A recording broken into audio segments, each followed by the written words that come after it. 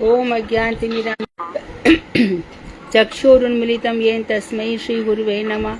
नमो महावदन्याय कृष्ण प्रेम प्रदायते कृष्णाय कृष्ण चैतन्य नामने गौरतुषे नमः। हे कृष्ण करुणा सिंधु दीनबंधु जगतपते गोपेश गोपिका कांत राधा कांत नमोस्तुते। तप्त कांचन गौरांगी राधे वृंदावनेश्वरी वृषभानुसुते देवी प्रणमामि हरिप्रिये तवैवास्मि ना जीवामि त्वया विना इति विज्ञाय राधे त्वं नय मां चरणान्तिकं गुरुवे गौरचन्द्राय राधिकायै तदालये कृष्णाय कृष्णभक्ताय तद्भक्ताय नमो नमः। वाञ्छाकल्पतरुभ्यश्च कृपा सिन्धुभ्येव च पतितानां पावनेभ्यो वैष्णवेभ्यो नमो नमः। श्री कृष्ण चैतन्य प्रभु नित्यानंद श्री अद्वैत गदाधर श्रीवासादि श्री गौर भक्त वृंद हरे कृष्ण कृष्ण कृष्ण हरे हरे हरे राम राम राम हरे हरे।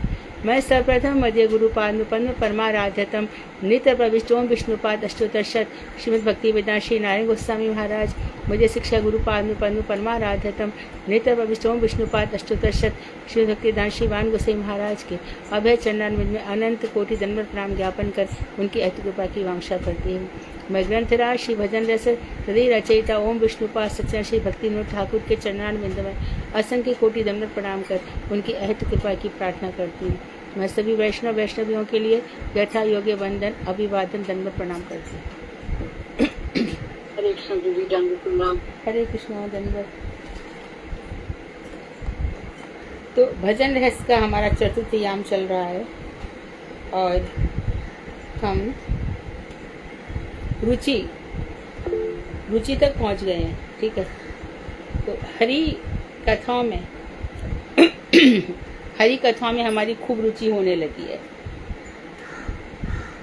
तो कल बताया गया था कि एक जगह रुचि होगी तो दूसरी जगह विरक्ति भी हो जाएगी। एक जगह रुचि होगी तो अपने आप ही विरक्ति होना स्वाभाविक है। दोनों जगह मन नहीं लग सकता। कभी कभी कोई बोलेगा कि हमारा मन लगता नहीं है बीच बीच में, तो समझ लेना चाहिए कि भजन की कमी है या फिर दुष्कृतियां बहुत हैं, पूर्व जन्म की दुष्कृति है जिसके कारण हमारा मन नहीं लग रहा। तो ये दुष्कृति भी कैसे जाएगी? भजन करने से ही जाएगी, दूसरा कोई रास्ता नहीं है। मन नहीं लग रहा है तो भी मन लगा के भजन करना है। धीरे धीरे इस भजन से हमारी सारी दुष्कृति सुकृति सब नष्ट हो जाएंगी। इतना याद रखना चाहिए, मन नहीं लग रहा है तो भी लगाना पड़ेगा। बहुत चिंताएं हैं, मन वहीं जा रहा है, सारी मुसीबत इस मन की ही है। इसलिए रघुनाथ दास गोस्वामी ने मन शिक्षा ग्रंथ लिखा, मन को समझाया। तो देखो, चिंता करोगे तो भी वही है, नहीं चिंता करोगे तो भी जो भगवान ने जो लिख रखा है वही होगा। इसलिए बेस्ट रास्ता क्या है कि चिंता मत करो। चिंताएं होंगी, ये संसार चिंता के लिए ही है। हमें लगता है कि ये काम पूरा हो गया, अब चिंता मिट गई। नहीं मिटती, कभी नहीं मिटती।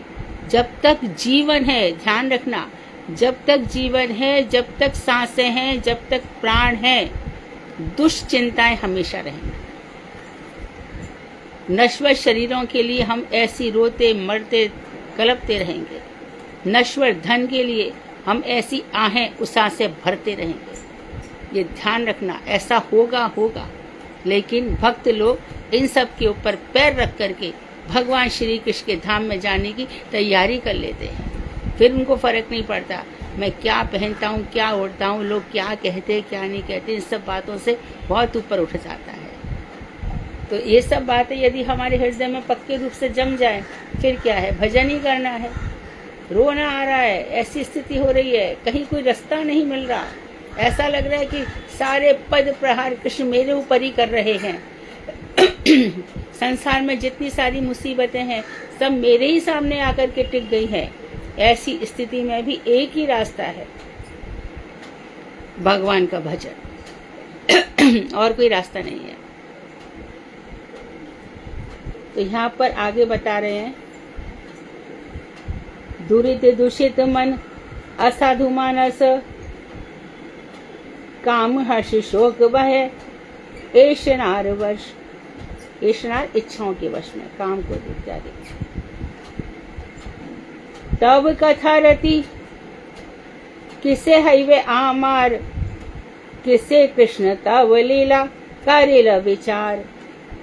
दुरित दुर्भावना से युक्त और दूषित ये मन असाधु, हमारा असाधु दुष्ट मन है। इसमें क्या भरा पड़ा है? काम, हर्ष, शोक, भय, ऐशना, इन इच्छाओं के वश में है ये मन। देखो क्या होता है, दुरात्मा जो होता है ना, उसके हृदय में काम और कामनाएं ये रहती हैं, अवश्य रहती है दुष्ट मनुष्य के हृदय में।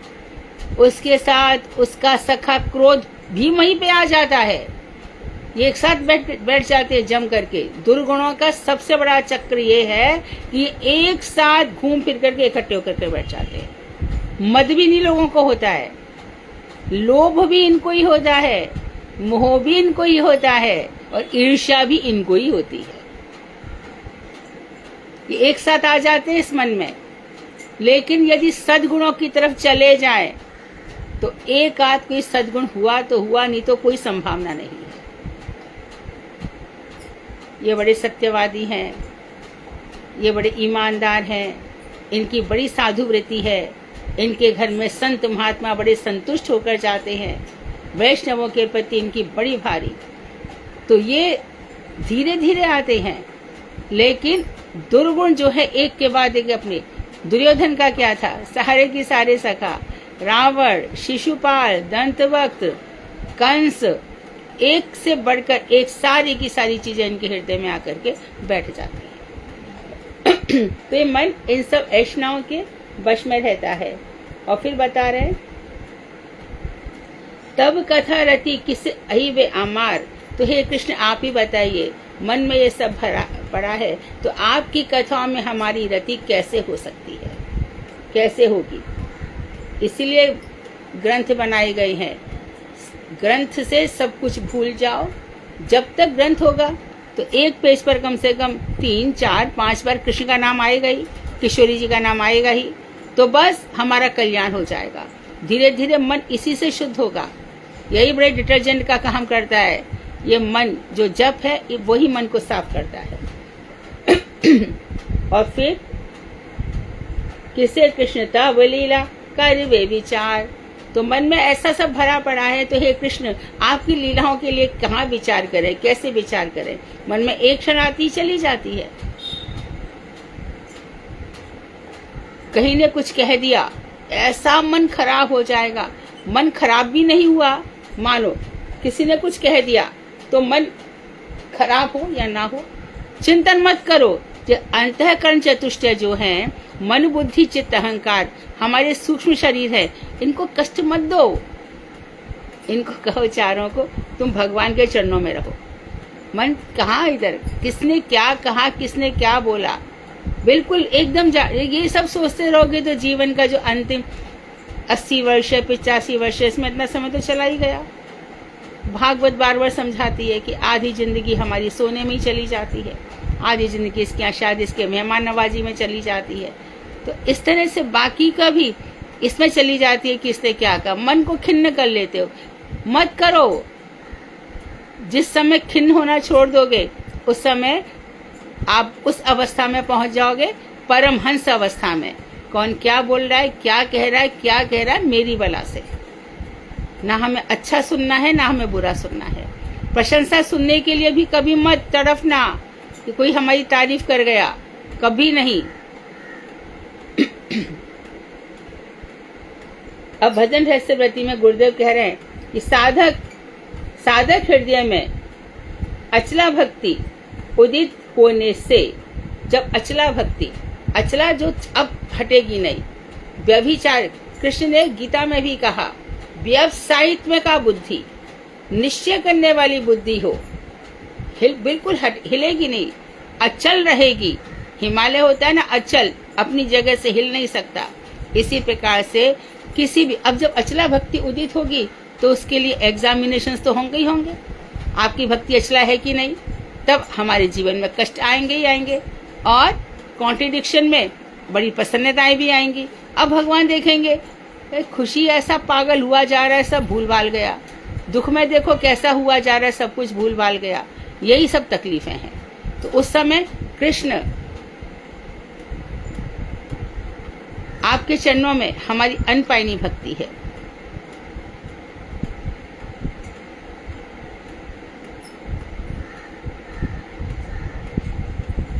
अनपायनी भक्ति रहनी चाहिए। विभीषण ने भगवान से यही प्रार्थना करी थी, आपके चरणों में अनपायनी भक्ति रहे और सदा सत्संग रहे। साधुओं का संग देना भगवान। साधु संग में ये चीजें नित्य निरंतर रहती हैं, कोई हटा नहीं सकता। तो अचला भक्ति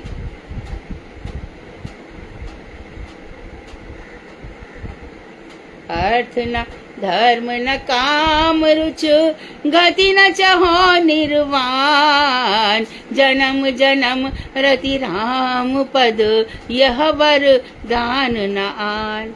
नहीं चाहिए अर्थ, नहीं चाहिए धर्म, कोई कामना नहीं है, और ना ही मुझे मोक्ष चाहिए। चारों पुरुषार्थ बनाए होंगे आपने जिसके लिए बनाए होंगे।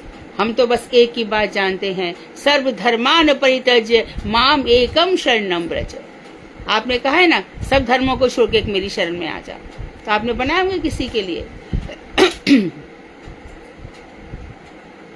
कोई पाप लग जाएगा मुझे, नहीं नहीं, अहम त्वाम तुमको सर्व पापेभ्यो समस्त पापों से मोक्षयिष्यामि, मोक्ष कर दूंगा।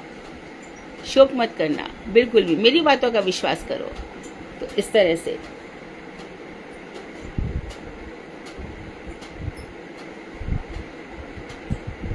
अचला भक्ति उदित होने से उसके स्वाभाविक दैन्य भाव का प्रकाश होता है। तो अब क्या होता है? पहला लक्षण दैन्य आ जाएगा, दैन्य, दीनता, बहुत अधिक दैन्य आ जाएगा। घमंड नहीं रहेगा। निंदक नियरे राखिए आंगन कुटी छवाए और बिन पानी साबुन बिना निर्मल करे सुखाए।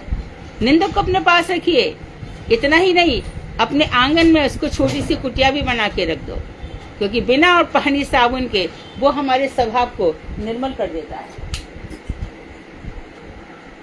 निंदक को हमें अपने पास में रखना चाहिए। तो यदि कोई हमारी कमियां बता रहा है तो सोच लेना चाहिए कि ये हमारे जीवन में बड़ी अच्छी बात हो गई, चलो ये भी दूर करेंगे। तो भक्ति का पहला लक्षण है कि व्यक्ति कैसा होता है, दीन अति दीन। बाण गोसाई महाराज, नारायण गोसाई महाराज, बाण गोसाई दैन्यता देखो, एकदम ऐसा हृदय फट जाएगा उनकी दीनता देखकर। क्या बिगाड़ लिया उनका किसी ने? कुछ। इनफैक्ट परमहंस अवस्था में पहुंच गए। जो जितना दिन उतना परमहंस। रघुनाथ दास गोस्वामी जितने दिन उतने परमहंस। रूप गोस्वामी जितने दिन उतने परमहंस। जो हमें नीचा दिखाना चाहता है वो दिखा ले, तेरी आत्मा खुश हो गई, चल ठीक है, बहुत बढ़िया है। हमारा क्या है? हम तो राम के हैं, हम तो कृष्ण के हैं, हमारा क्या है? ऐसी भावना रखनी चाहिए। तो भक्ति का ये लक्षण है कि दैन्य भाव का प्रकाश होता है। निरंतर दैन्य इतनी जल्दी नहीं आता, अहंकार इतनी जल्दी नहीं जाता, और भगवान सबसे भारी दुश्मन है अहंकार के। जिन चीजों पे अहंकार है भगवान वही तोड़ ताड़ के रख देते हैं। ले चल, किसी भी चीज का अहंकार मत कर लेना। निरंतर भगवत माधुर्य का आस्वादन करने के लोभ से वे हाँ हुताश करते हैं। यहाँ पर कह रहे हैं कि ऐसे लोगों का क्या क्या लक्षण है। अचला भक्ति उदित होने पर, पहला पॉइंट प्रश्न है, अचला भक्ति उदित होने पर दैन्य भाव का प्रकाश होता है। दूसरा है निरंतर भगवान के माधुर्य का आस्वादन करना चाहते हैं, ऐसा लोभ है, इसके लिए वो हुताश करते हैं। क्या करते हैं? हाय हाय, मैंने कुछ साधन भजन नहीं किया, कुछ भी नहीं कर पाया, कहाँ उलझ कर रह गया, उलझनों में ही रह गया। और बड़े खुश होते हैं इस घर परिवार की सेवा करने में। बाप रे बाप, क्या प्रसन्नता मिलती है। हमने तो देखा है कि कार्तिक मास में भी आते हैं, उसके बाद भी घर छूटता नहीं है। तो भगवान और फंसा देते, ले और ले, आज तेरे घर में एक बच्चा मैं 2 बच्चा करके देता हूँ, चल किस किस में तेरी आसक्ति है, मैं खूब भर भर के देता हूँ। गया जीवन बर्बाद, खत्म। जो बातें हमारी भक्ति में बल ही नहीं देती, तो हम निर्बल हो जाते हैं भक्ति में, क्योंकि अब उनकी बात सुन रहे हैं जो हमारे भजन को घटा रहे हैं, इसलिए निर्बलता आ जाती है। तो हाँ उताश कैसे करते, हाय हाय मैंने क्या कर डाला, कुछ साधन भजन नहीं किया, मेरा चित्त पापी है तथा मन मलिन है। मेरे चित्त में बड़े पाप भरे पड़े हैं और मन मलिन है। मौसम कौन कुटिल खल कामी, मेरे समान कौन कुटिल टेढ़ी बुद्धि वाला, बड़ा स्वार्थी हूं मैं, खल बड़ा दुष्ट हूं, कामी बड़ी कामनाएं मेरे मन में रहती हैं। जब सूरदास इस लेवल पर आ गए, और देखो वहां भी तुलसीदास जी ने भी क्या कहा कि जो लोभी को जैसे दाम प्रिय होते हैं, कामी को जैसे नारी प्रिय होती है, सोच उनको कितनी प्रिय होती कि पूरा जीवन उनका नष्ट हो जाता है। गोपाल तापनी उपनिषद में ये बात बड़े अच्छे से कही है, वित्तृष्णा धन की इच्छा और पुत्रष्णा पुत्र परिवार चलता रहे, और लोकेष्णा मुझे प्रतिष्ठा मिले, उनको तो बड़ी प्रतिष्ठा मिलती है, उनको तो महाराज जी बड़ा प्रेम। अरे सुन कितना पैसा दिया महाराज जी, अरे साधु को कोई नहीं खरीद सकता, सच्चे साधु को पैसे से। ध्यान रखना, ये हमारी ही कमजोरियां हैं जो हम साधुओं पर लादते रहते हैं। सच्चा साधु पैसे में बिक नहीं सकता। भगवान को साधु को खरीदा जा सकता है, किससे? भजन भाव से।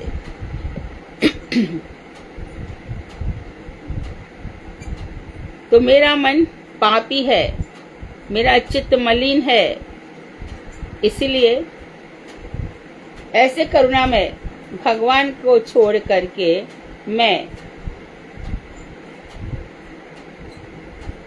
विषय के गड्ढे में, विषय गर्त में निमज्जित हो रहा हूँ। भगवान को छोड़ दिया और बस विषयों के सेवन में। ऐसे ही होता है। मेरे मामा के बेटे की शादी थी, दीदी आ जाओ। अरे दीदी हमने कहाँ पर 7 स्टार होटल बुक किया है। अरे वहाँ पे आपको तो प्रकृति के खूब दर्शन होंगे। हमने फ्रेश मालाओं का ये बनाया है, फूलों का, शादी का सब मंडप सजाया है, सुगंध आएगी, बहुत अच्छा लगेगा आपको, आ जाओ।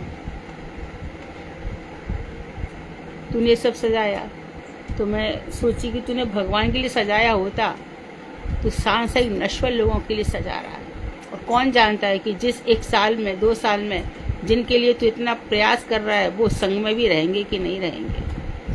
यही संसार है, ऐसा ही संसार है। तो हम विषयों के गट में, उस समय मन को चैनलाइज करो, 10 दफे सोचो, क्या ये मेरे अनुकूल है?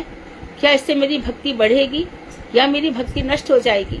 क्या मेरे जीवन की, मानो उसी शादी में चले जाओ और वहीं पर अंतिम सांस हो गई तो?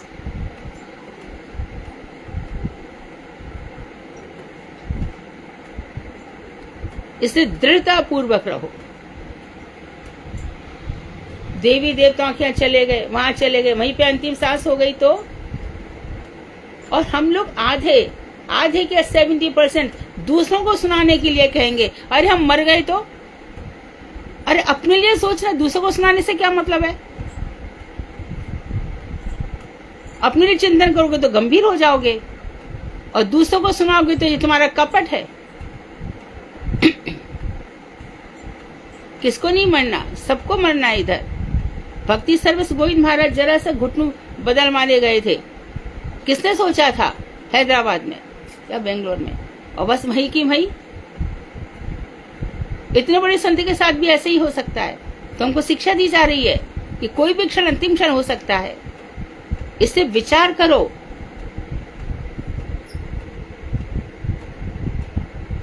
बहुत स्ट्रांग बनना होगा, बहुत कड़क। ऐसे करुणा में भगवान को छोड़ करके हम विषयों के गड्ढे में निमज्जित हो रहे हैं। हम भगवान की परीक्षा में फेल हो रहे हैं। भगवान बार बार देखते हैं किस प्रकार स्वामिनी जी के चरण कमलों का मकरंद आस्वादन करूं। किशोरी जी के चरणों का कैसे मकरंद मिले। वो किशोरी जी जो भगवान श्री कृष्ण जिनके चरणों में पतित होते रहते हैं। रस राज महाभाव भगवान श्याम सुंदर अपनी इलादनी शक्ति श्री राधा जी के चरणों में पतित होते हैं। ऐसी श्री राधा जी मुझे कैसे मिलेंगी। इन राधा कृष्ण का कैसे अर्चन करूं मैं, कैसे पूजन करूं। ऐसा कौन सा भाव मेरे मन में आए जो मुझे वहां तक ले जाए। किसका अनुगत्य करूं, किशोरी जी का कृपा कटाक्ष मुझे मिल जाए। दिन रात राधा जी से प्रार्थना।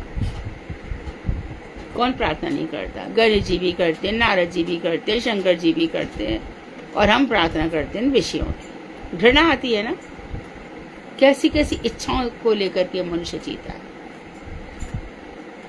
किशोरी जी का ध्यान करो। कैसी किशोरी, तो मुनिंद्र बंद बंदित बड़ा सुंदर स्तव है। और भी बहुत से सुंदर स्तव लिखे गए हैं। कुंकुमाक्त कांचनाब्ज गर्वहारी गौरवा पीतनांचिताब्ज गंध कीर्ति निंदी सौरभा पल्लवेश सूनु सर्व वांक्षितार्थ साधिका महिमात्म पाद पद्म दास दास्तु राधिका। श्री किशोरी जी के चरणारविंद का खूब ध्यान करो। एकदम सुबह उठ करके मेडिटेशन। राधा जो आपके हाथ में जपमाला है और उसके बीच में सुमेरु है, वो हमारे राधा कृष्ण है। तो उनका एकदम ध्यान करो। ध्यान करते करते ना ये जो बातें भक्ति विनोद ठाकुर हमें बता रहे हैं, ये हृदय में प्रकाशित हो जाती है स्वयं। मेरे तो आधार है श्री राधे के चरणारविंद। मेरे तो आधार है श्री राधे के चरणारविंद। राधे के चरणारविंद श्यामा के पादारविंद। राधे के चरणारविंद श्यामा के पादारविंद। मेरे तो आधार है श्री राधे के चरणारविंद। राधा जी के चरण, यही चरण कमल हमारे जीवन के आशय। इसलिए तो सांसें ले रहे हैं। हर एक सांस मेरी भक्ति लता की, हर सांस किशोरी जी आपके चरणों तक पहुंचनी चाहिए। नहीं तो मेरी भक्ति मेरे मन को धिक्कार है। आप मुझे प्राप्त नहीं होती तो ये भजन जो हमारे अभिष्ट हैं उनके कुछ तो साक्षात्कार हो, कुछ तो उनका दर्शन हो। आप देखो ना आसक्ति तक पहुंच गए थे, आसक्ति तक पहुंच गए भरत जी, और अपने घर ग्रस्त सबको छोड़ आए। भरा पूरा सुंदर परिवार, राजपाट सब कुछ छोड़ करके वन में आकर के पुलाह आश्रम में बैठ करके अपना जप कर रहे हैं। तप भी चल रहा है, जब तप सब कुछ चल रहा है। एक हिरण में आसक्ति, और हिरण में आसक्ति। दूसरे जन्म जब हिरण का भी मिला तब बड़ा धिक्कारते थे, क्या मैंने, वो हिरण तो मेरे किसी काम का ही नहीं आया, वो जाने कहाँ गया, मैं जाने, हिरण तो उनके बिना मैं ही मर गया। और ये भी, इनकी भी हिरण देह जल गई। अब भगवान की कृपा ऐसी रही कि जाति स्मर रहे, पूर्व जन्मों की याद रही। और जब पैदा हुए तो बड़े भारी तपस्वी, हमने पंचम स्कंद में कथा पढ़ी। पिताजी ने कहा कि चलो ये मेरा बेटा तो बड़ा अच्छा निकला, गायत्री सिखाऊंगा। मैंने कहा गायत्री सिखाएंगे तो बस मुझे फिर वेद पाठ करने पड़ेंगे, ये सब करने पड़ेंगे, ये सब तो मुझे पहले से ही बहुत आते हैं, क्यों इसमें समय वेस्ट करूं। तो उल्टा सीधा व्यवहार करने लगे। एक दिन घर से निकाल दिए गए, और निकाल देने पर जब सुयोग से राजा रघुगढ़ की पालकी को लेके जा रहे थे, तब उन दोनों के बीच में क्या संवाद हुआ हम जानते हैं। तू काय का राजा, मैं भी पिछले जन्म में। तो भगवान के चरण रज, साधुओं की चरण रज, इनके सेवन से, इनके हृदय से सेवन करो, हृदय से उनको बार बार प्रणाम करो। हमारा प्रणाम सच्चा नहीं है, हमारे प्रणाम दिखावटी हैं, उनमें बहुत सारी कामनाएं भरी पड़ी हैं, इसलिए हम आगे नहीं बढ़ते। यहाँ सब चीजें सच्ची चलती हैं, सत्य संकल्प होना चाहिए। भगवान के भक्त सत्य संकल्प होते हैं।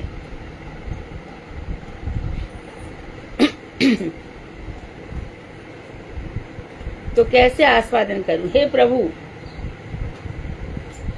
आपके रूप गुण लीला में किस प्रकार मेरी प्राप्ति होगी? कैसे आपके रूप का दर्शन होगा?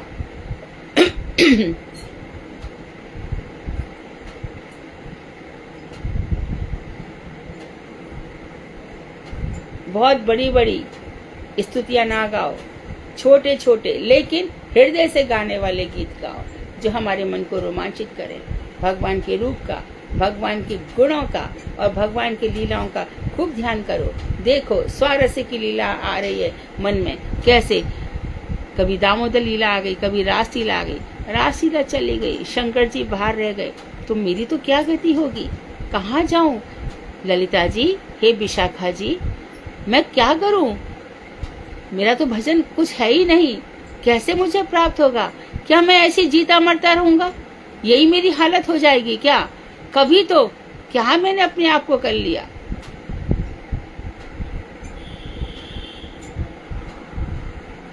विभीषण यही पुकार करके आए थे राम जी के चरणों में। गाते हैं हम लोग, श्रवण सुजस सुजस, आपका सुंदर यश सुना है मैंने। श्रवण सुजस सुन आयहूँ, प्रभु भंजन भव भीर, त्राहि त्राहि आरत हरन, शरण सुखद रघुवीर। आपकी शरण बड़ी सुख देने वाली है रघुवीर। त्राहि त्राहि, मुझे बचाओ, मुझे बचाओ। हमारे श्रीमन महाप्रभु भी प्रातः काल यही गा रहे हैं। क्या गा रहे हैं? राम राघव राम राघव राम राघव रक्ष माम, जय कृष्ण केशव कृष्ण केशव कृष्ण केशव पाहि माम। कौन है हमारी रक्षा करने वाला? यह जगत मरणशील है, हर समय यहाँ पर मृत्यु सवार है। यहाँ हमारे मन का कुछ भी नहीं होता, जो वो चाहते हैं वही होता है। इसलिए हे मन, तू नित्य निरंतर भगवान का भजन कर, नित्यानंद ठाकुर का ध्यान कर, किशोरी जी का ध्यान कर, साधु संतों का ध्यान कर, प्रभुपाद जी का स्मरण कर, रघुनाथ दास गोस्वामी का स्मरण कर, गौर किशोर बाबा जी महाराज का स्मरण कर। तो कहाँ कहाँ भटकता है? इस तरह से मन से वार्तालाप करो, तब मन में भगवान का रूप आएगा, भगवान के गुणों का प्रकाश होगा और भगवान की लीलाओं का प्रकाश होगा। मेरी रसना, मेरी जिह्वा किस प्रकार भजन का आस्वादन प्राप्त करेगी, अर्थात मेरी जिह्वा मैं किस प्रकार दिन रात भगवान के भजन की बात होगी और इसको आस्वादन मिलेगा। कीर्तन, सर्वत्र विजयते संकीर्तनम। तो कीर्तन में किस तरह से आनंद मिलेगा? कब ऐसा होगा? जब मेरी जीवा को भजन करते करते आनंद मिलेगा। खूब भजन करते करते धीरे धीरे, बहुत से, जैसे हमारे तो ये मठ में जितने भी ब्रह्मचारी लोग थे, गुरुदेव कहते थे एक श्लोक जब आ जाओ तो एक श्लोक याद करो, फिर 4 दफे नाम जपो, फिर श्लोक। तो उनको तो श्लोक याद करवाने थे प्रचार के लिए। हमारे पास भी क्या है, कौन कौन से श्लोकों से हमारा भजन बढ़ता है। हमें भी नित्य निरंतर इसमें भजन रहस्य के कितने सारे श्लोक है। भजन रहस्य के अंत में अष्टकाली लीलाएं आएंगी, उनका ध्यान करो, अष्टकाली लीलाओं का ध्यान करो। अब किशोरी जी कहाँ गई? अब नंदालय में गई। इस समय तो कुसुम सरोवर में होंगी, राधा कुंड में होंगी, वहाँ पे क्या लीलाएं चल रही होंगी। इस तरह से तो हम आस्वादन कर सकेंगे। भजन में रुचि आ रही है, आस्वादन की बात है यहाँ पर। नाना प्रकार की कामनाएं और दुर्वासनाएं दृढ़ता से बांधकर मुझे संसार रूपी समुद्र में निमज्जित कर रही हैं। कैसी कैसी क्या करूं, कितनी कामनाएं वासनाएं इस मुझे संसार समुद्र में गिरा रही हैं। अपने अपने हृदय में झांक करके देखो भैया, कितना इस मन में कामनाएं वासना है जो संसार रूपी गर्त में, गड्ढे में गिराती चली जा रही है। भगवान का नाम इस विशाल तिमिंगल मगरमच्छ जैसे गड्ढों को यहाँ से वहां तक जिसको पार करना मुश्किल है, वो हमारे लिए गोखुर, गाय के खुर के समान छोटा सा हो जाता है और हम पार कर लेते हैं।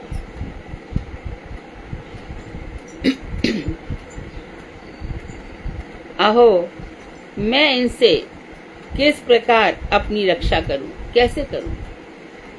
अरे एक भी वासना को उठने मत दो, एक भी कामना को। हाँ उठ, कामना को पूछो, हाँ उठ जा, मेरे भजन में बाधा आ रही है ना। देखो 5-10 मिनट में आप अपने बिल्कुल लेवल पर आ जाएंगे। 5-10 मिनट परेशानी तो होगी, मैं क्या भजन, कितनी बड़ी चिंता आ गई, क्या करूं? फिर 5-10 मिनट ठाकुर जी का नाम लो, बस आप यथावस्थित हो जाओगे।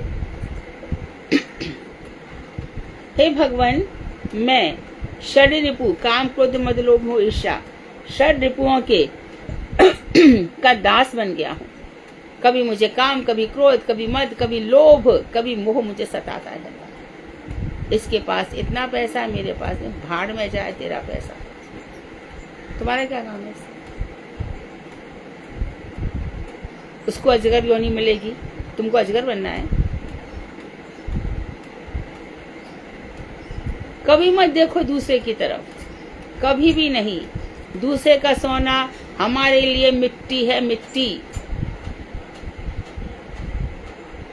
तो किसी प्रकार की ऐशनाएं है ही नहीं।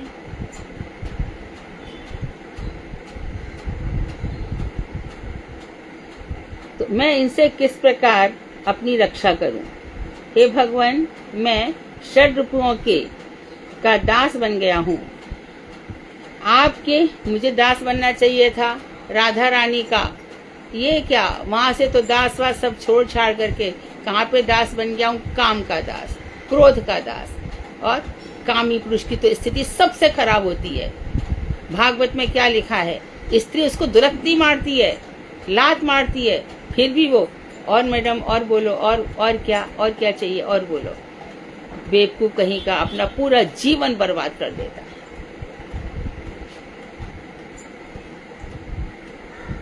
तो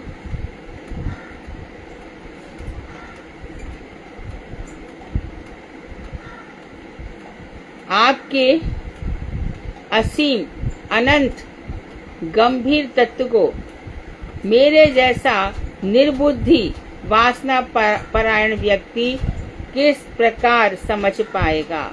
आपका जो असीमित अनंत गंभीर तत्व है, आपका तत्व कितना गंभीर है, असीम है, अनंत है, उसको मेरे जैसा निर्बुद्धि, खुद मेरे अंदर बुद्धि नहीं है और इतनी वासनाएं भरी पड़ी हैं, मैं आपके तत्व को किस प्रकार समझूं? कृष्ण तत्व को मैं कैसे समझूं? राधा तत्व को मैं कैसे समझूं? जीव तत्व को मैं कैसे समझूं? माया तत्व को मैं कैसे समझूं? ईश्वर अंश जीव अविनाशी, चेतन अमल सहज सुख राशि। ईश्वर का अंश जीव, तू अविनाशी है, कभी मरता ही नहीं है। मर गए शरीर, आशा तृष्णा ना मिटी, मर गए शरीर। ना आशाएं मरती हैं, ना तृष्णाएं मरती हैं, शरीर मर जाते हैं।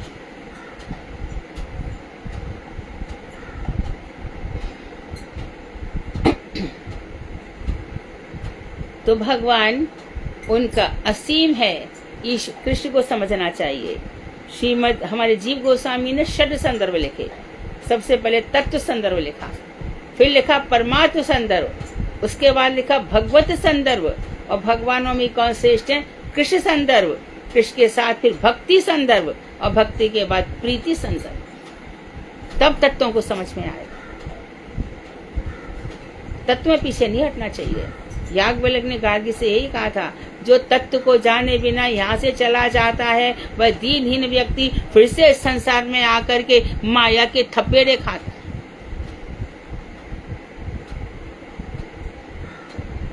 माया बड़ा घुमा देती है ना।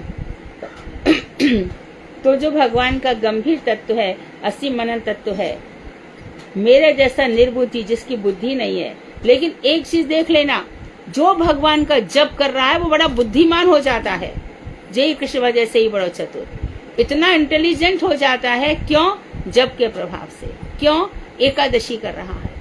कितने ही सारे उसके साधन भजन है। और बुद्धिमान वो कहा जाएगा जो भगवान के भजन में अग्रसर है।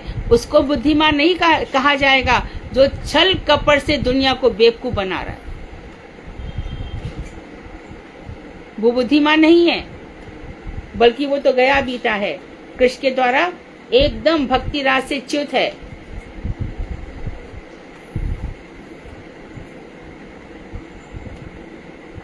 तो मेरे जैसा निर्बुद्धि परायण इस तत्व को नहीं समझ पाएगा। भक्ति की परिपक्व दशा, जब भक्ति बहुत ऊंची अवस्था में पहुंच जाती है तो दशा में ही इस प्रकार का दैन्य उत्पन्न होता है। सोचो, जितना नीचे बुनियाद जितनी नीचे होगी उतनी ये मजबूत होगा।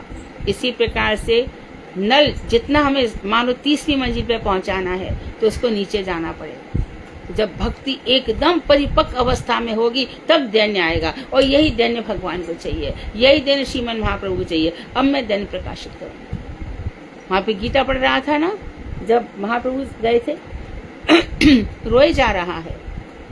महाप्रभु इसको कितनी समझ में आ रही है गीता। और हम देखो बड़ी बड़ी व्याख्या, बड़े बड़े व्याख्यान और वहां सुनते हैं इसका क्या अर्थ है, क्या अर्थ है, इसमें ये भी अर्थ छिपा, ये भी कुछ नहीं आता, कुछ प्राप्त नहीं कर पाते। तो यदि हमारे अंदर दैन्य, जिन साधु, मैं तो अब यहाँ पे भी देखती हूँ, जिन साधु संतों से हमने समझा सीखा उन्हीं के साथ ही हम लड़ने को तैयार हो जाते हैं।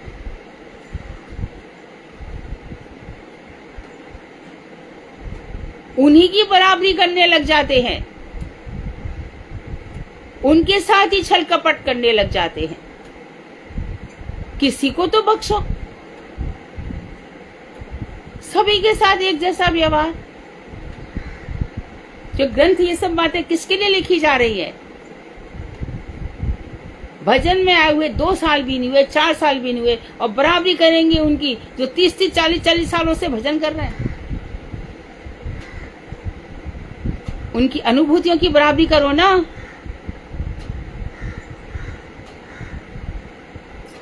तो वो भी कृपा कब करेंगे? दैन्य तो है ही नहीं, कैसे कृपा होगी?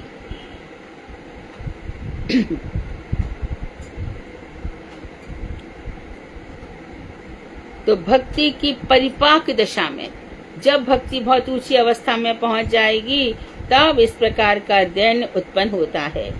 यथार्थ में परिपक्व प्रेम ही दैन्य है। इतनी दैन्य की महिमा बताई है। जो एकदम परिपक्व प्रेम है प्रेम में वो बहुत आगे पहुंच गया, वो ही समझ लो वो दैन्य अवस्था है। अपने को अत्यंत दीनहीन जानकर या मानकर साधक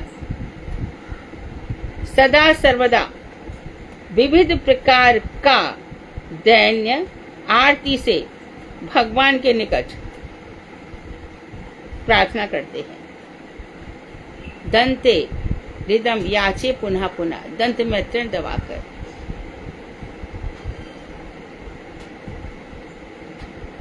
रूप गोस्वामी महाप्रभु से यही प्रार्थना करते थे। वो कौन सा श्लोक है जब हम रूप गोस्वामी से प्रार्थना करते हैं? कदा मह्यम ददाति स्वपदांतिकम, आप मुझे अपने पदांतिक कब देंगे? तो दैन्य भाव से, जब दैन्य भाव सनातन गोस्वामी में देखा महाप्रभु ने, और सनातन गोस्वामी के पास पुराना कंबल देखा, तो सनातन तो जैसे कंबल की जब निगाह करी तो उस कंबल को भी उठा के फेंक दिया। दंते तृणधर, इतना कंबल ओढ़ करके, एक किसान होता है ना, सीधा साधा किसान, एकदम बैठ करके हाँ बाबूजी, हाँ बाबूजी, बेचारा संसार के लिए, है ना। भक्ति मार्ग का जो दैन्य है वो कैसे, एक कृपा पात्र बनने के लिए, प्रताप रुद्र पर कृपा नहीं हो रही है महाप्रभु की, कितनी मुश्किल से कृपा हो रही है। जब हम देखते हैं कि किन पात्रों पर किस प्रकार से कृपा हो रही है, इन पात्रों ने क्या किया था जो ऐसे कृपा पात्र बने। कृपा भाजन कौन बनेगा? जो दीनहीन होगा, जो अपने आप को इतना बड़ा समझता, उस पर कृपा क्यों बरसे? तू है ना भैया, तू बहुत कुछ है तेरे पास, मेरी कृपा की क्या जरूरत है?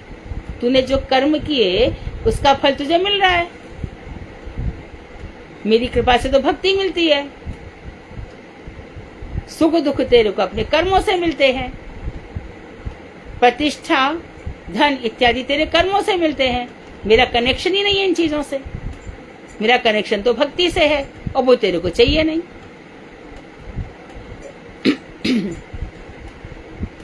तो बहुत धन्य भाव से प्रार्थना करते हैं। रूप रसादि विषय आकर्षण से जीवन का सर्वनाश हो जाता है। कोई किसी के रूप पे मर गया या फिर रस आदि, इन विषयों में इतना रस आ रहा है, ओहो ये बहुमूल्य जीवन 84 लाख योनि के बाद मिला, सर्वनाश हो जाता है। हमारे तो ये बहुत अच्छे हैं, मेरी पत्नी तो बहुत अच्छी है, लेके मर जाए इसको साथ में मर के, बहुत अच्छी है ना और बहुत अच्छे है ना। देखा मृत्यु साथ में, तो अकेले जाना है ना, फिर क्या है।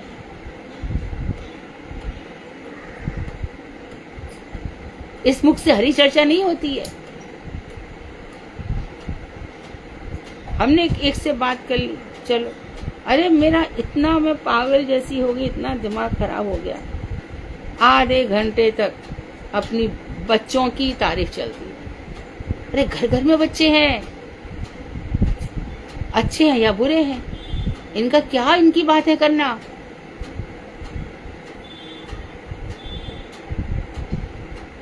पति, ये सब मत करो। हरी चर्चा हरी चर्चा हरी चर्चा, बस। फिर बैठ करके जो ध्यान होगा, बैठ जाओ आसन पर, लगा लो ध्यान, घंटा 2 घंटा 3 घंटा। देखा तो पता चला अश्रुओं से पूरा शरीर भीग गया है। मिनट मिनट में भक्ति विनोद ठाकुर के वचन याद आ रहे हैं, मिनट मिनट में किशोरी जी की याद आ रही है, मिनट मिनट में भगवान श्याम सुंदर की याद आ रही है।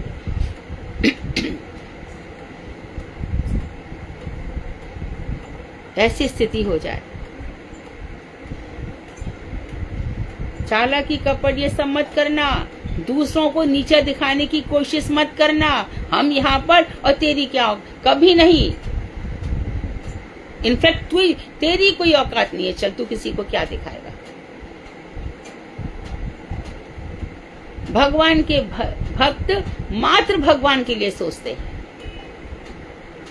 से कभी घबराना नहीं है, कभी डरना नहीं है, कभी दबना नहीं है। जो कुछ होगा गुरु वैष्णव हरि के चरणों में होगा। कोई तुम्हारा कुछ नहीं बिगाड़ सकता। रूप रसादि विषय आकर्षण जीवन का सर्वनाश कर देते हैं। विषयों के प्रति आकर्षण हो गया रूप रसादि का, तो इसी बात को कहा गया है, जैसे कि श्रीमद् भागवत में कहा है 7वें स्कंध में। फिर से आ गए, ये आ गए प्रहलाद जी, 7वां स्कंद 9वां अध्याय, प्रहलाद स्तुति।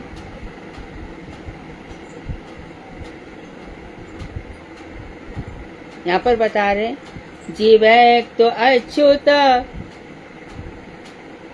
विकर्षाति मति तृप्त मति तृप्ता, ठीक है। एक और आ गया, शिष्णो अन्यत स्तवा गोदरम श्रवणम कुतश्चित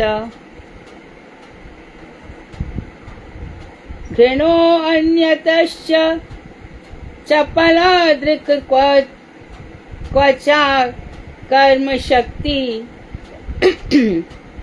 बर्वा सपत्न एव गेहपतिम लुनंती। यहाँ पर कह रहे हैं प्रहलाद जी, हे नरसिंह देव, हे अच्युत, आप सर्वत्र व्याप्त हैं, फिर भी आप कहीं व्याप्त नहीं हैं। आप अच्युत धर्म में स्थित रहते हमेशा। हे अच्युत, मेरी जिह्वा मुझे स्वादिष्ट रसों की ओर खींच रही है। क्या ही खाते हैं हम, भगवान का भोग, ऐसे कुछ वहां पे क्या बनता है, कैसे बनता है, कैसे, है ना। तो समझ लो जिह्वा स्वादिष्ट रसों की ओर खींच रही है। छोटे छोटे बच्चे, और वो इतना सुंदर ये आ जाता है क्या, ये पीते हैं ना डिब्बे में, फ्रूटी है ना, छोटे, उसमें सब सेक्टिन डाल करके और बढ़िया सा डिब्बा बना करके पैक कर देते हैं। और ये स्प्राइट और ये सब महा हेल्थ के लिए एकदम खतरनाक है, कभी मत पीना, छूना भी मत। और बर्गर, मैदे से बनी चीज कभी मत खाना। तो शांत होकर के एकदम सिंपल भोजन, बिल्कुल शांत, तो ना एसिडिटी बनेगी, ना कोई रोग नहीं आएगा। जितना शांत भोजन होगा, पेट को कम कष्ट करना पड़ेगा, जलन नहीं होगी, और शुद्ध कमाई का धन, उससे खाना खाना। और ये तो हो गई मेरी जिह्वा, प्रहलाद जी कह रहे हैं। और जननेन्द्रिय, सुंदर स्त्री की ओर शिष्णोदर परायण, ये सारा संसार, ये यहाँ से बोलते हैं जो प्रभुपाद जी इत्यादि, और हमारे स्वामी महाराज तो विदेशियों को जाकर के रास्कल बोलते थे। उधर हो गया पेट, और शिश्न जनेन्द्रिय, इसी के सुख शांति में लगे रहते हैं। तो इसमें प्रहलाद जी ने बताया जनेन्द्रिय सुंदर स्त्री की ओर, और त्वचा सुकोमल स्पर्श की ओर, सुंदर स्पर्श कोमल की ओर। ये जो बाहरी जगत, बाहरी शरीर है ना, स्थूल शरीर के सुख के लिए सबसे बुरी स्थिति है। महान पुरुष मस्तिष्क के लिए जीते हैं, हृदय की जो भावना है उनके लिए जीते हैं। और पेट से नीचे का, पेट और पेट से नीचे के लिए तो गंवार पशु लोग जीते हैं। पशु और गंवारों की तृष्णा यहीं पर ही रहती है। पतनात त्रायतेति पत्नी, पत्नी को अपने पति को समझाना चाहिए, और पति को भी समझाना चाहिए कि ये जीवन जीवन नहीं है। हम दोनों मिलकर के भगवान का भजन करेंगे, नहीं तो फिर अगले जन्म में फिर आ जाओ, फिर वही सब, कभी तुम कुछ भी बन करके आ जाओगे। बंदर बंदरिया, बंदर को पता है क्या कौन बंदरिया, उसकी कौन सी स्त्री है? गैया भैंस को पता है क्या कौन बेटा और कौन मैया है? ऐसी दुर्गति हो जाती है, और शूकर योनि मिल जाती है। ज्यादा जिसको यौन सुख की इच्छा है वो शुगर योनि में जाएगा ही जाएगा, चाहे स्त्री हो चाहे पुरुष हो।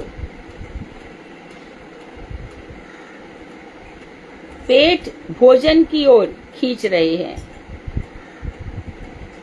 जो नरसिंह देव से प्रहलाद जी कह रहे हैं, तो समझो ये यूनिवर्सल प्रॉब्लम है, सभी जगह बहुत अधिक प्रॉब्लम है ये, विदेशों में तो और भी ज्यादा है। और जो अनर्थकारी है, ये बड़ा अनर्थ देने वाली है। काम मधुर संगीत, कान मधुर संगीत या ग्राम्य कथाओं की ओर खींच रहे हैं। मधुर संगीत, हिरन भी संगीत सुनता है, और बस शिकारी को मौका मिल जाता है, अब मार दो इसको उठा करके। तो इसी प्रकार से हम संसार की सुंदर सुंदर कथाओं में सुन रहे हैं, और काल भैया हमारे सिर पर मंडरा रहे हैं, बोले और ले चल और सुख, और एकदम काल के गाल बन के रह जाते हैं। यही संसार की सच्चाई है। नासिका भीनी भीनी सुगंध की ओर तथा नेत्र सौंदर्य की ओर खींच रहे हैं। एक परिवार, मेरे ख्याल से महिला 60 वर्ष की होगी और पुरुष तो होगा 4-5 साल ज्यादा। अब उनके यहाँ पे लोहे का व्यापार था, बहुत ही सुंदर व्यापार था, मतलब पैसे वाले लोग थे काफी। शाम को ब्यूटी पार्लर से लड़की आती है और उस महिला को सजाती है, और रोज कमरा में इत्र डाला जाता है, रोज चादरें बदली जाती हैं, और तब वो दोनों प्रवेश करते हैं उस कमरे में। धिक्कार ऐसा लगता सुना जब कैसा धिक्कार आता है। जीते जी क्यों नहीं मर गए ये लोग। तो ये जो लिख रहा है ये देखने को भी मिल जाता है, ये सच्चाई है। सुगंधित हो ये हो, तो जो स्थूलवादी है खाली खाने के लिए जीते हैं, उनकी यही स्थिति है। कितना भी समझाओ इनको, प्याज नहीं छूट सकती भैया हमारी। भजन तो हमारा चल ही रहा है ना।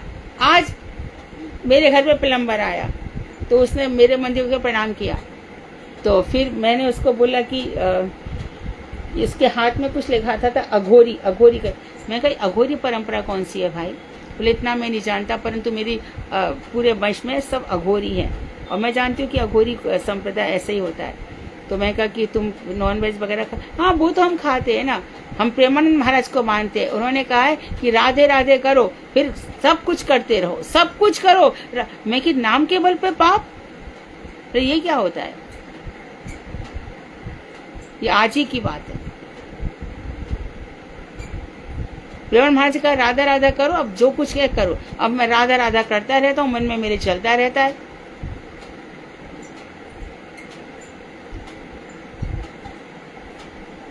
तो राधा नाम जो इतना गोपनीय तत्व है, जिसके लिए संतों महात्माओं ने कैसे सुंदर सुंदर वर्णन किया है, वेदों में तो दिखाई तक नहीं पड़ता। तो वो राधा नाम देखो क्या हो गया है, राधा बोलो और कुछ भी करो। जब हम क्रोध करते हैं कि ऐसे जल्दी मत करो ये नाम, वो छोड़ने को तैयार नहीं है। तो स्वामी महाराज कहते थे पहले प्याज लहसुन छोड़ो, उसके बाद हम आपको भजन करने को देंगे, हम अभी आपको शिष्य नहीं बना रहे। तो ये सिर से स्ट्रिक्ट होना चाहिए ना।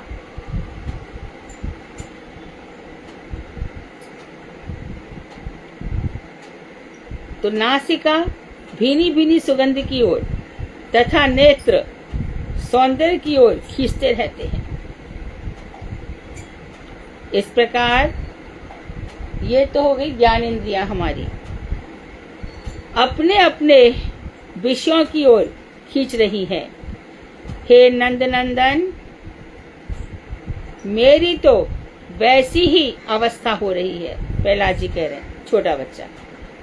और किसी पुरुष की बहुत सी पत्नियां जो अपने शयन गृह में ले जाने के लिए घसीट रही है, किसी पुरुष को नहीं, तुम मेरे कमरे में चलो, मेरे कमरे में चलो। इसी प्रकार से क्या हो रहा है, मैं आपका एवं आपके रूप लीलाओं का कैसे स्मरण करूं। फिर उसमें ये लाइन रह गई। इसी प्रकार से मेरी समस्त इंद्रियां मुझे अपनी अपनी ओर खींच रही है। ये और लाइन होनी चाहिए थी जो प्रिंट नहीं हुई है। तो मेरी और ये खींच रही है। अतः इस अवस्था में आपका एवं आपके रूप गुण लीलाओं का मैं चिंतन कैसे करूं, ये प्रॉब्लम है।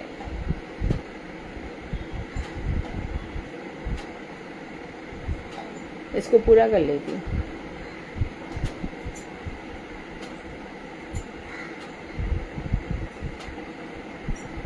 जीवा टाने रस प्रति उपस्थ कदर्थ है। जीवा रस के प्रति दौड़ रही है, उपस्थ जनेन्द्रिय कदर्थ ये सब के लिए दौड़ रही है। उधर भोजने टाने, उधर भोजन के लिए, और विषय अनर्थ विषयों में डूबे हुए हैं हम, अनर्थकारी विषयों में। चर्म टाने शय्या देते, स्पर्श चर्म शय्या आदि के लिए भाग रहे हैं। और श्रवण कथाएं और श्रवण ग्राम कथाओं की तरफ भाग रहे हैं। घ्राण नासिकेंद्रिय टान सुरभिते सुगंधों की ओर भाग रही है। और चक्षु दृश्य जाय चक्षु सुंदर सुंदर नेत्रों की ओर दौड़ रहे हैं। कर्मेंद्रिय कर्म टाने, कर्मेंद्रिय कर्मों में लगी हुई है। और बहुपत्नी यथा, जैसे कि बहुत सी पत्नियां अपने पुरुष को अपनी ओर घसीटती हैं, इसी प्रकार मेरी समस्त कर्मेंद्रियां, ज्ञानेंद्रिय की बात बताई, कर्मेंद्रियां अपनी अपनी ओर मेरे मन को घसीट रही हैं। ग्रहपति आकर्षय मोर मन तथा, जैसे कि गृहपति को समस्या खींचती है, मेरा मन भी इसी प्रकार से समस्त विषयों की ओर दौड़ता है। ए मत अवस्था मोर श्री नंदनंदन, हे श्री नंदनंदन, मेरी ये अवस्था है कि रूपे तोमार लीला करिवे स्मरण, तो मैं किस प्रकार से आपकी लीलाओं का चिंतन करूं। वांछाकल्पतरुभ्यश्च कृपा सिन्धुभ्य च पतितानां पावनेभ्यो वैष्णवेभ्यो नमो नमः।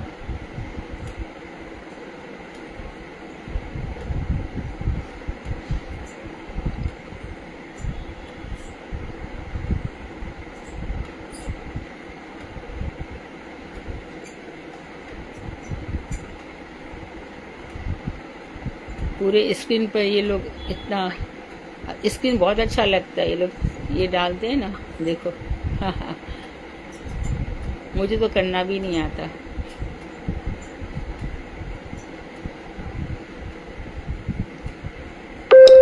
कोई प्रश्न हो तो पूछो, नहीं तो फिर भागवत जी।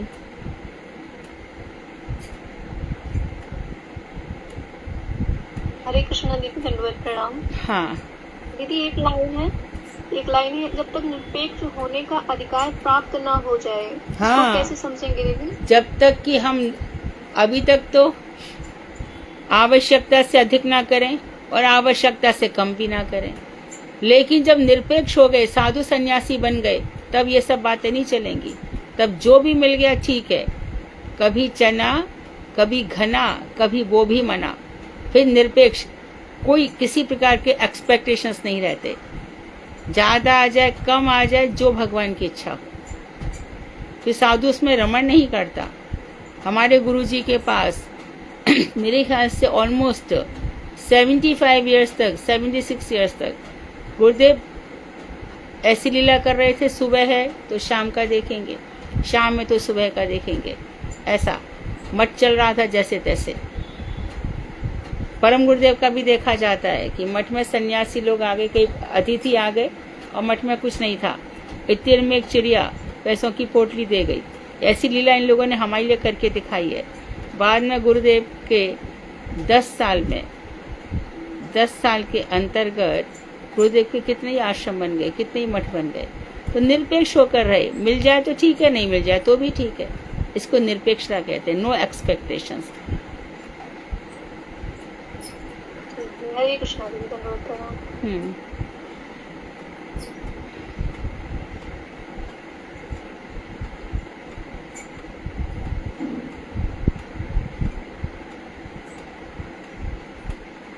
यस, कल निशा ने कथा अच्छी बोली, लेकिन इतनी जल्दी दौड़ गई ना वो। तो कल की कथा का सार यही है कि देवगुरु बृहस्पति आए और इंद्र अपने स्थान से खड़ा नहीं हुआ, बड़े अपनी पत्नी के साथ बैठा था।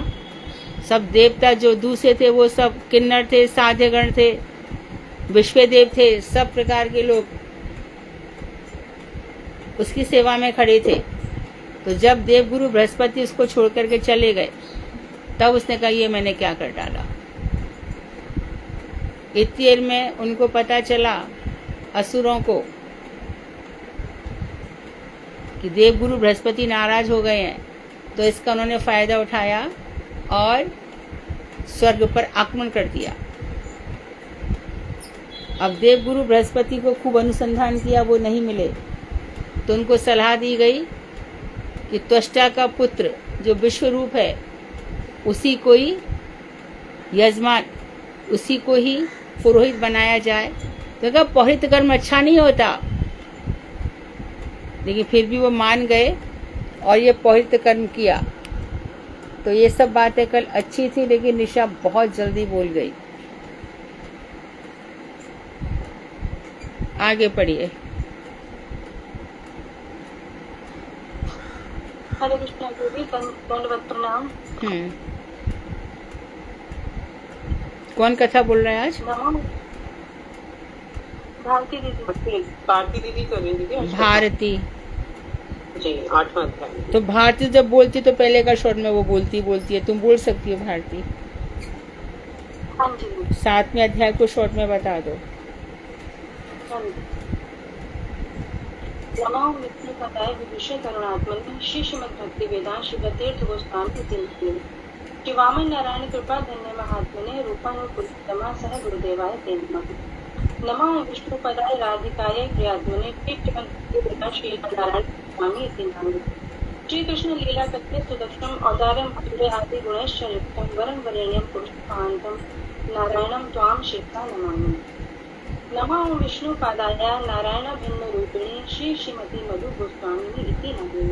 श्री वामन नारायण कृपा धन्या मनस्विनी राधा माधव कीर्तन निष्णाता नमोस्तुते। नमस्ते ज्ञान विज्ञान रहस्यांग प्रदायिनी श्री रूपानुकूलोत्तमा शिक्षा गुरुते नमः। यम प्रवचंतम अनुपेदपेत्कृतम द्वैपायनो गृह कातर आजुहाव पुत्रेति तन्मयता सर्वभिनेन्दुस्तम सर्वभूतविदं उत्मानितो अस्ति। नारायणं नमस्कृत्यं नरं चैव नरोत्तमं देवीं सरस्वतीं व्यासं ततो जयमुदीरये। कृत्यम नहीं होगा भारती, खाली कृत्य होगा। नमस्कृत्य ल्यप प्रत्यय ना। हाँ जी। नष्ट प्रायेषु भद्रेषु नित्यं भागवत सेव्या भगवती उत्तम श्लोके भक्ति नष्टति। अपारण करुणा बरनालय भक्त वांछा कल्पतरु तड़ित विधवित पीताम्बरधारी श्री बाल कृष्ण लाल की प्रतिमूर्ति श्री श्रीमद् भागवतम को बारंबार प्रणाम है। आज का हमारा छठे स्कंद का 8वां अध्याय है। इसका विषय है विष्णु रूप द्वारा इंद्र को नारायण कवच का उपदेश। बहुत से लोग नारायण कवच का रोज पाठ भी करते हैं अपने शरीर की रक्षा के लिए। इंद्र को इस नारायण कवच की आवश्यकता क्यों पड़ी, यह जानने के लिए हम पिछले अध्याय की ओर चलते हैं, जहाँ कैसे इंद्र ने देवगुरु बृहस्पति जी का अपमान किया। अब उन्हें चिंता भी सताने लगी कि अब असुरों से हमारी रक्षा कैसे होगी। जब यह बात दैत्य गुरु शुक्राचार्य को पता लगी, तब उन्होंने असुरों से कहा कि यही सही समय है देवताओं पर आक्रमण करने का, और उन्होंने आक्रमण कर दिया। जब वो असुरों से हारने लगे तो वह ब्रह्मा जी की शरण में पहुंचे। तब ब्रह्मा जी ने कहा कि तुम्हारे अनीतिपूर्ण आचरण के कारण ही तुम्हारी पराजय हुई है। तुमसे पहले दैत्यों ने भी एक बार ऐसे ही शुक्राचार्य का तिरस्कार किया था, जिससे उनका बल जाता रहा। तो उन्होंने श्रद्धा पूर्वक उनकी आराधना करके उन्हें प्रसन्न किया और पुनः बल प्राप्त किया। गुरु का सम्मान ही इस जगत में संपद और अपमान ही इस जगत में विपद का कारण है। अब तुम लोग एक काम करो, शीघ्र ही जटा ऋषि के पुत्र विष्णु के पास जाकर उनके गुरु रूप में सेवा करो। संतुष्ट होने पर वे तुम्हारे मनोरथ को पूर्ण कर देंगे। फिर देवताओं ने विष्णु रूप से प्रार्थना की कि वे असुरों से उनकी रक्षा करें। विष्णु रूप ने उनकी प्रार्थना स्वीकार कर ली और वे उनके पुरोहित बन गए, और उनकी रक्षा के लिए देवराज इंद्र को नारायण कवच का उन्होंने उपदेश दिया। अब विष्णु रूप ने कहना प्रारंभ किया कि जब भी किसी प्रकार का कोई संकट या भय उपस्थित होता है, तब इस नारायण कवच का जाप किया जाता है। अब इसे करने की विधि सुनो। सबसे पहले हाथ पैर धोकर आचमन करके कुश लेकर उत्तर की ओर मुख करके शांत भाव से बैठ जाएं। फिर अंग न्यास, कर न्यास और दिग बंद करके अपने को सुरक्षित कर लें। अंग न्यास में पहले दोनों पैर, इसके बाद दोनों घुटने, दोनों जांघें, उदर, हृदय, वक्षस्थल, मुख और मस्तक पर यथाक्रम से अष्टाक्षर मंत्र ओम नमो नारायणाय से विन्यास करें। पहले उत्पत्ति न्यास अर्थात सिर से पैर तक, फिर संहार न्यास अर्थात पैरों से मस्तक तक विन्यास करें। अंग न्यास के बाद ओम नमो भगवते वासुदेवाय इस 12 अक्षर मंत्र से कर न्यास करें। इस मंत्र से एक एक अक्षर को प्रणव युक्त करके दाएं हाथ की तर्जनी से आरंभ करके बाएं हाथ की तर्जनी तक 8 उंगलियों में क्रम से 8 वर्णों का न्यास करें। फिर बचे हुए 4 अक्षरों से दोनों हाथों के प्रत्येक अंगूठे के आदि एवं अंतिम पद में न्यास करें। हाँ, तो अंग न्यास और कर न्यास का सिस्टम बताया जा रहा है और दिग्वंत बताया जा रहा है। तो अंग न्यास में कवचय हुम इत्यादि, तो जब कोई खास प्रयोजन से ये सब किए जाते हैं तब इस तरह से करना चाहिए। अंग न्यास में एक कोई पुष्प इत्यादि लेते हैं, वहाँ से दिग्बंध हो गया, ऐसे करके दिशाओं को लेकर के फिर ऐसे हम करते हैं। फिर कवचाय हुम, अस्त्राय फट इत्यादि। उसके बाद रजनीभ्याम नमः, मध्यमाभ्याम नमः, अनामिकाभ्याम नमः, कनिष्काभ्याम नमः, करतल कर पृष्ठाभ्याम नमः, ऐसे करके बहुत से रहते हैं। फिर नीचे पैरों से लेके, घुटनों से लेके, जांघ से लेकर के यहाँ करके। तो इस समय कोई भी व्यक्ति उनको डिस्टर्ब नहीं कर सकता, कोई भी किसी भी स्थिति में वो अपने वहाँ से उठ नहीं सकते, क्योंकि दिग्बंध हो चुका है, दिशाओं में बंध गए हैं और अब इनका ये चल रहा है। तो किसी प्रयोजन के उद्देश्य से ये किया जाता है तब ये सफल हो जाता है। तो कोई भी कवच है विधि विधान से करने पर उसका लाभ मिलता है। तो अब ये कवच आरंभ करेंगे। अंग न्यास और कर न्यास के बाद ओम विष्णुवे नमः इस षडक्षर मंत्र से पूर्व आदि समस्त दिशाओं में न्यास करें। फिर अंत में इस मंत्र के साथ फट शब्द लगाएं, ओम विष्णुवे नमः फट। इस तरह संपूर्ण दिशाएं इस मंत्र से सुरक्षा कवच के रूप में हो जाएंगी, अर्थात सभी दिशाएं सुरक्षित हो जाएंगी। जैसे ओम नमो भगवते वासुदेवाय, ये सब ओम प्रणव बटन में प्रणव लगाएंगे और अंत में उसमें क्या जोड़ देंगे, फट। ठीक है। इस प्रकार न्यास समाप्त होने के बाद स्वयं को ऐश्वर्य, धर्म, यश, लक्ष्मी, ज्ञान और वैराग्य, इन 6 शक्तियों से युक्त करके परमात्मा का ध्यान करें और नारायण कवच नामक मंत्र का जाप करें। ओम हरि विद ध्यानमं सर्वरक्षाम नस्तत आंग्री पद्म पतगेंद्र पृष्ठे दरारी चर्मास्तु देशु चाप पाषाण पठानो अष्टो अष्टबाहु। जो परीक्षित राज गरुड़ जी की पीठ पर अपने चरण कमलों को स्थापित कर अपनी 8 भुजाओं में शंख चक्र गदा पद्म ढाल तलवार धनुष बाण और पाश धारण करके विराजमान हैं, वे ही अणिमा आदि अष्ट सिद्धियों से युक्त ओंकार स्वरूप अष्टबाहु श्री हरि सदा सर्वदा मेरी रक्षा करें। अच्छी बात है, नया संवत शुरू हो रहा है और हमारी ये प्रार्थना चल रही है। बहुत शुभ मुहूर्त है आज के, गुड़ी पड़वा, नया विक्रम संवत प्रारंभ है। तो आज हम ये पढ़ रहे हैं, तो भगवान पूरे वर्ष ही हमारी रक्षा करेंगे निश्चित रूप से। यहाँ अपने कवच में वे सभी भगवानों के सभी अवतारों का से प्रार्थना स्मरण होगा। हाँ। अब है मत्स्य रूपधारी भगवान हिंसक जल जंतु रूपी वरुण काष्ठ से मेरी रक्षा करें। ब्रह्मचारी का रूप धारण करने वाले भगवान वामन धरती पर और त्रिविक्रम भगवान आकाश में मेरी रक्षा करें। जिनकी घोर गर्जना से सारी दिशाएं गूंज उठी थी और असुर रमणियों के गर्भ गिर गए थे, वे असुर युद्धपति हिरण्यकशिपु के शत्रु भगवान श्री नरसिंह देव वन एवं भयंकर स्थानों में मेरी रक्षा करें। जो पृथ्वी को रसातल से उठाकर लाए थे, वे वरा भगवान मेरी रक्षा करें। पर्वत के शिखरों पर भगवान परशुराम और लक्ष्मण के साथ भरत जी के बड़े भाई भगवान श्री रामचंद्र प्रवास में मेरी रक्षा करें। भगवान नारायण विविध प्रमादों से मेरी रक्षा करें। ऋषि श्रेष्ठ नर मिथ्या गर्व से मेरी रक्षा करें। योगेश्वर दत्तात्रेय भगवान पतन रूपी प्रमाद आदि विघ्नों से मेरी रक्षा करें। भगवान कपिल संसार रूपी भव बंधन से मेरी रक्षा करें। सनत कुमार कामवेग से है गिरिव भगवान पथ पर चलते समय देव विग्रह को नमस्कार आदि न करने के अपराध से, देवर्षि नारद भगवत अर्चन में संभावित 32 प्रकार के अपराधों से मेरी रक्षा करें। भगवान पूर्व देव सब प्रकार के नरकों से मेरी रक्षा करें। श्री भगवान धन्वंतरी रूप में शरीर के रोगों से मेरी रक्षा करें।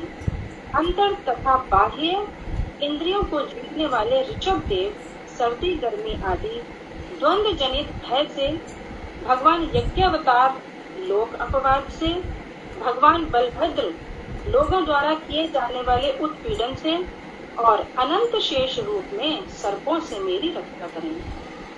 भगवान श्री कृष्ण द्वैपायन वेद व्यास अज्ञान से और बुद्ध देव आलस्यवश वैदिक अनुष्ठानों में विमुक्ता रूपी प्रमाद से मेरी रक्षा करें।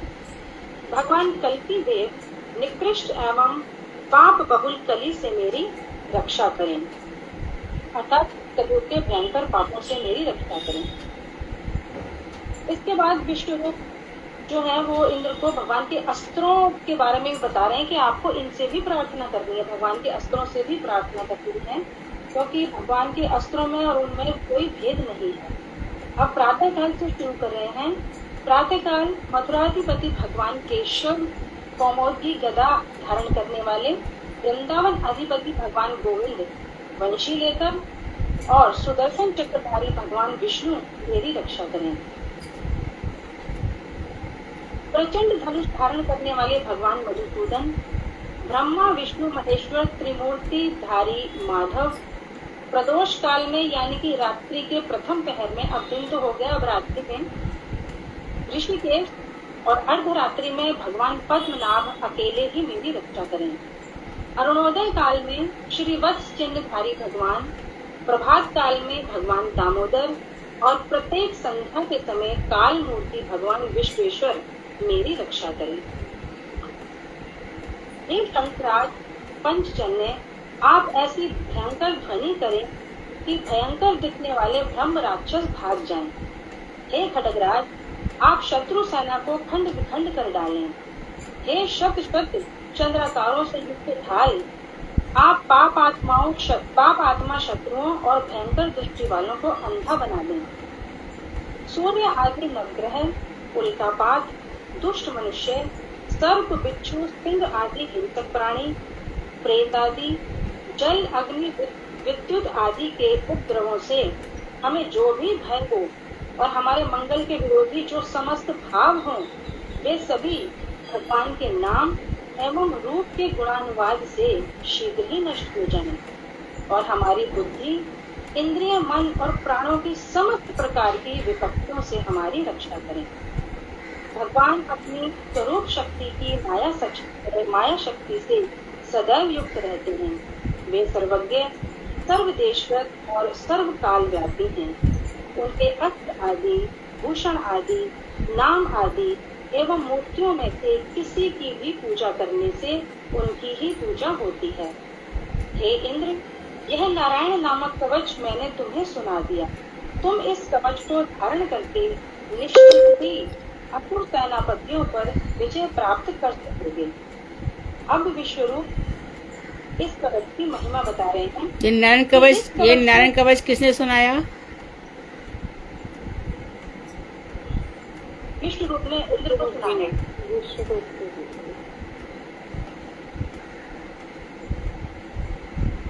विष्णु इंद्र को सुना रहे हैं। ठीक है।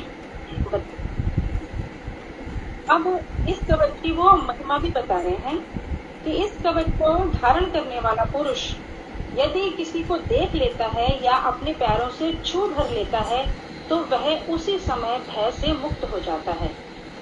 जो इस नारायण कवच नाम की वैष्णवी विद्या को धारण करता है उसे कभी भी राजा, चोर, डाकू, ग्रह आदि और रोग आदि से किसी भी प्रकार का भय नहीं होता। हे देवेंद्र, अब मैं तुम्हें एक ऐसे कौशिक नाम के ब्राह्मण के बारे में बताता हूँ जिसने इस वैष्णवी विद्या को धारण किया था। उसने इस विद्या के योग बल से मरुभूमि में अपनी देह का परित्याग किया था। एक बार किसने मरुभूमि में अपनी देह का परित्याग किया था? किसने? हम जी, किसने मरुभूमि में अपनी देह का परित्याग किया था? किसने? गंधर्वराज चित्ररथ ने दीदी। अच्छा, ठीक है। हाँ हाँ हाँ, तो उसको फलांग करके गए थे तो उसका भी असर आ गया था। राइट। नहीं, एक ब्राह्मण ने त्याग किया था। चित्ररथ तो उसके ऊपर से विमान लेकर जा रहे थे तो विमान गिर गया था ना। कौशिक नाम का ब्राह्मण था, उसने वहाँ पे देह त्याग की थी।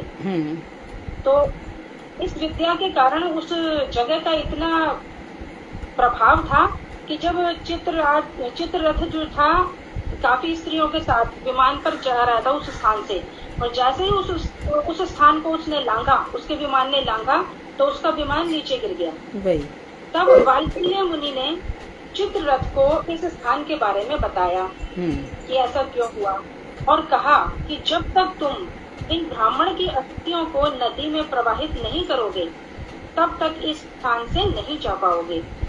फिर चित्ररथ ने अस्थियों को सरस्वती नदी में प्रवाहित किया और तब वो वहां से जा पाए। तो ऐसा प्रभाव है नारायण कवच को धारण करने का। यहाँ श्री सुखदेव गोस्वामी इस नारायण कवच के जप का फल बता रहे हैं कि जो व्यक्ति भय उपस्थित होने पर इस नारायण कवच को सुनता है या श्रद्धा के साथ इसे धारण करता है, वह समस्त भयों से मुक्त हो जाता है और समस्त प्राणियों का पूज्य हो जाता है। इंद्र ने इसी विद्या को प्राप्त करके असुरों को पराजित किया और त्रिभुवन की संपत्ति का उपभोग किया। कृपा सिंधु पतितनां पावनेभ्यो वैष्णवेभ्यो नमः। हरे कृष्ण दंडवत प्रणाम। बहुत सुंदर। तो आज हमने नारायण कवच सुना, और कभी बताते कि कोई बीमारी इत्यादि हो तो नारायण कवच का पाठ करने की संस्तुति दी जाती है। तो कभी सुदर्शन कवच जो अम्बरीश महाराज के यहाँ पे लगा था अष्टम स्कंद में, और ये नारायण कवच है। तो कुछ कुछ कवचों से हमारा श्रीमद् भागवत पुराण सुशोभित है। बहुत सुंदर। कीर्तन। हरे कृष्ण दंडवत। आज सुधा दीदी करेंगे दीदी। सुधा बहुत दिनों से ना तो प्रश्न पूछ रही है, ना ही कुछ गाती है, सब मैनेज करती है। कभी बहुत दिनों बाद गाओ। दीदी गुरुदेव की जय हो, और अपनी परम प्रिय दीदी शिक्षा गुरु के रूप में दीदी आपके चरणों में कोटि कोटि दंडवत प्रणाम। परम गुरुदेव संपूर्ण रूपान गुरुदेव के चरणों में अनंत अनंत कोटि दंडवत प्रणाम। दीदी ये श्री गौड़ी गीति कुछ का 220 पेज नंबर पर है गीतम, श्री रूप गोस्वामी के द्वारा रचित।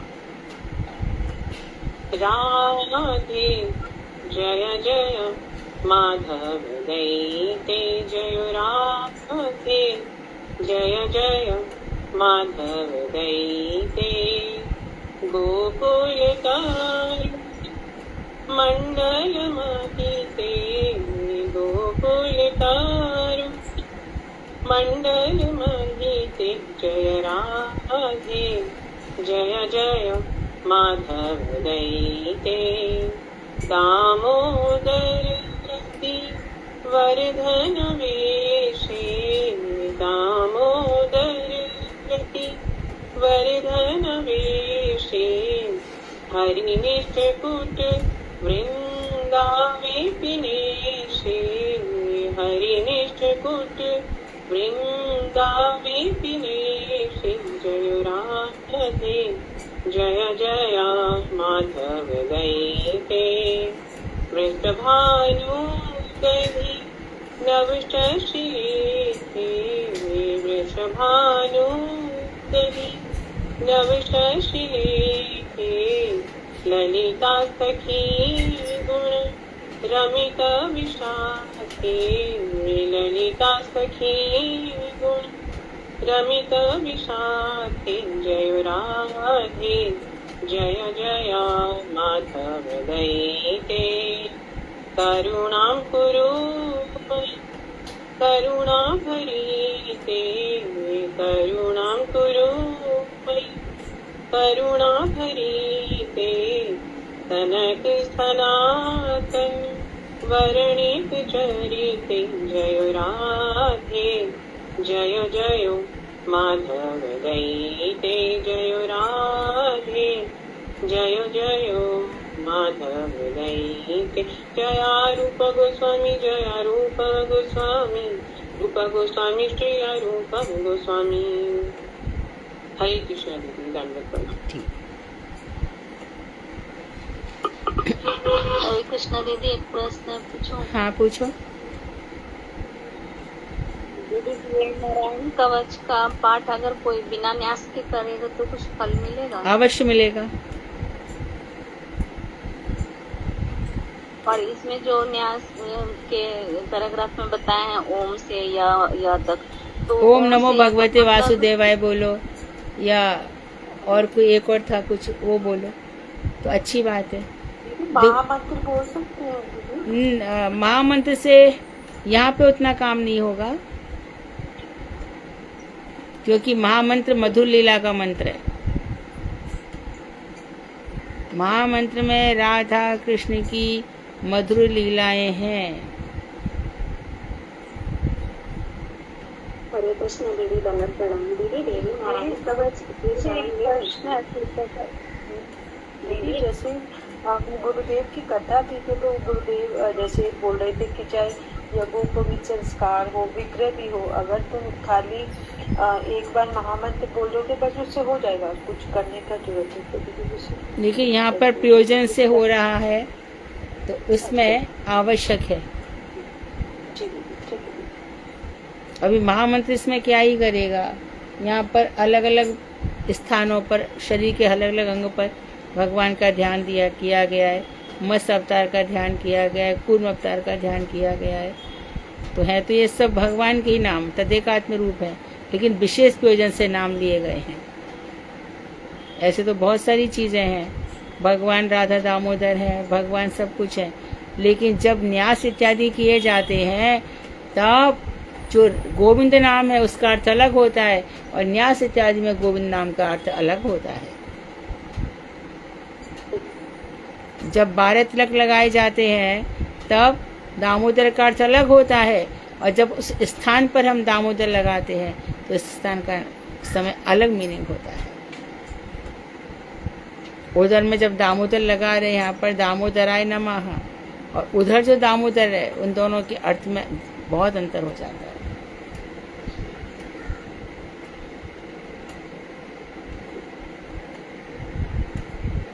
कटी प्रदेश में हम दामोदराय नमः, और एक जो राधा दामोदर है, उन दोनों में अंतर है।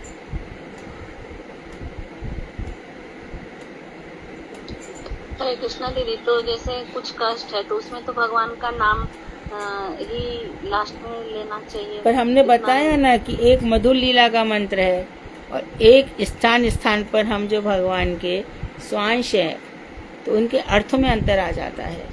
अभी मैं नाम जब कर रही हूँ तो उसमें बीच में नरसिंह देव ले आऊंगी तो काम चलेगा क्या?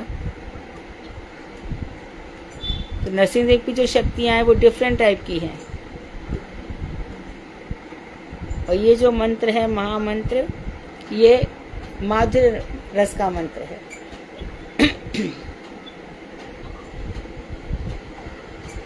कच्छप अवतार भगवान ने लिया तो उस समय महामंत्र की आवश्यकता नहीं है। हम ये ना सोचें, महामंत्र राधा कृष्ण से कनेक्टेड रहता है हमेशा, हरे कृष्ण हरे राम।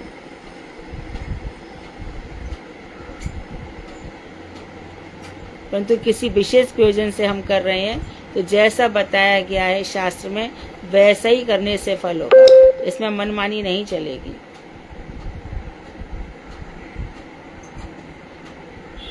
जी दीदी, हरे कृष्णा दीदी, दंडवत प्रणाम। बोलो गौर प्रेमानंदे हरि हरि बोल।